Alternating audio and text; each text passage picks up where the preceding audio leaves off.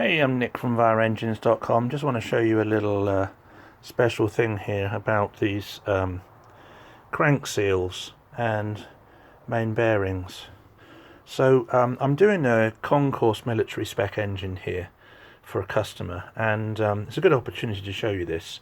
So with these specifications engines, I put special rust-free bearings in, not standard steel ones, but stainless steel. These are the correct clearance type and the correct oil, grease and compartmentalization type as well, so you won't get problems with startup like you would on cheap bearings. And because they're stainless steel, they should pretty much last forever. Now, originally the engine, of course, was designed for fresh water, not salt water, and with the carburettor the air goes into these bearings with the fuel and oil to lubricate them before it goes above the piston to be combusted. So whatever air is outside of your boat is being dragged through these bearings, which is why after about 10 years normal ones rust and you have an entire engine rebuild to do. So for this customer, he's not going to have to do a rebuild in 10 years in salt air because he's got stainless steel bearings, as my upgrade is. Now, the other thing to notice, if you look carefully, this is the gearbox side of the two crankcase halves. Here's the other half here.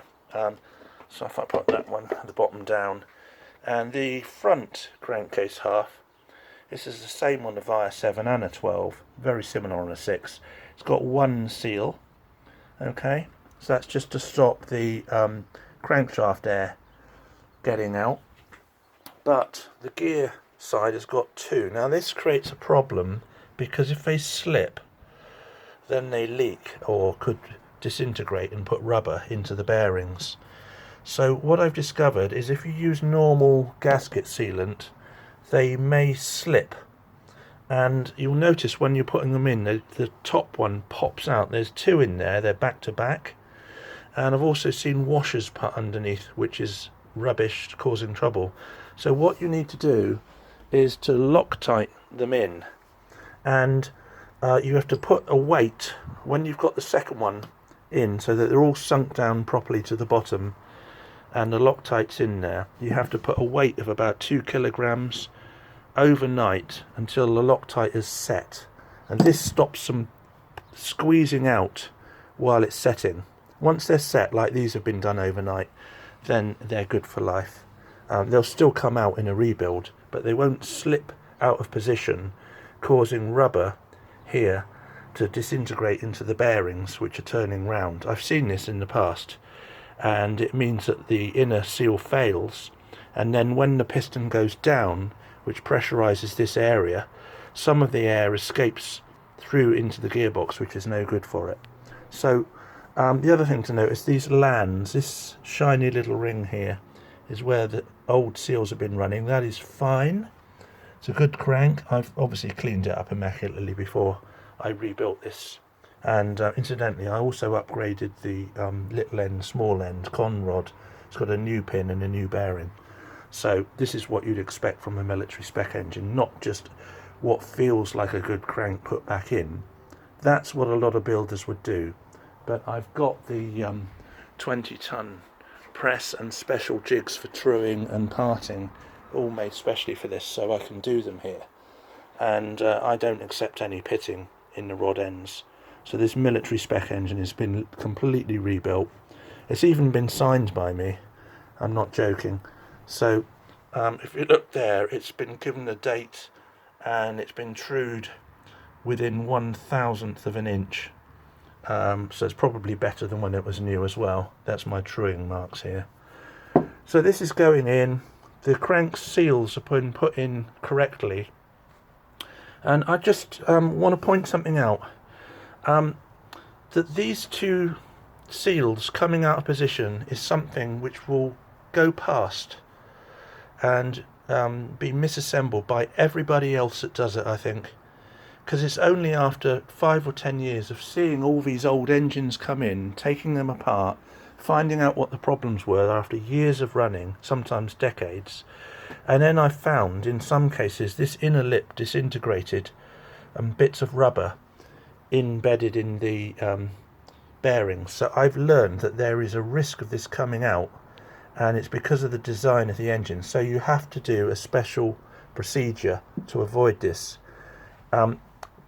It's not obvious, and it's something which I've developed, and it's just an example of why, if you want the engine rebuilt to be super reliable, you would send it to me and not a local engineering shop, because they wouldn't know about these things. They wouldn't know about how sensitive the crank glands are. They wouldn't know about stainless steels solving this problem for saltwater users, etc., etc. So if you want something done really, really well, send it to me, because there's 100 things like this which I don't publish, aren't in manuals. But that's just one example. There's been another 4 things on this piece alone which are not obvious, but I've prepared so that it cannot cause a problem during assembly and running. Anyway, so this will be finished in hopefully a few days now. The castings just came back from my military finish subcontractor, and I spent 1 hour just shaving down where it's critical to join together, so they haven't removed any of the paint protecting the bare metal except where you've got an inner joint surface. Both sides are ready to go. They've been trial fitted. All the threads have been cleaned out so that there won't be any dust or shavings entering this engine during assembly either. It's been completely degreased. It's been sanded so the bearings will go in nicely. Another thing somebody in a hurry won't do, they'll just take the new crank bearings and they'll try and force the halves together, even though there may be some contamination or grit in between, and that could cause a bending of the crankshaft as it goes in, and then you get vibration for life. So having everything super clean and controlled is what you want before you put an immaculate engine together. This is the heart of the engine, and it's the most difficult part to get at, so I'm spending the most time doing it and the most care. It's nearly 20 years I've been doing this. I learned a few tricks, so that's thought it might be interest to you. Anybody rebuilding these crankshafts, watch out for that. Put them in with Loctite, not a non-setting sealant, and let them to dry overnight before you do the assembly. You cannot rebuild a Vire 7 in an hour, because there's not enough time for your Loctite to dry. Then the seals will squeeze out and start rubbing in the bearings. Okay.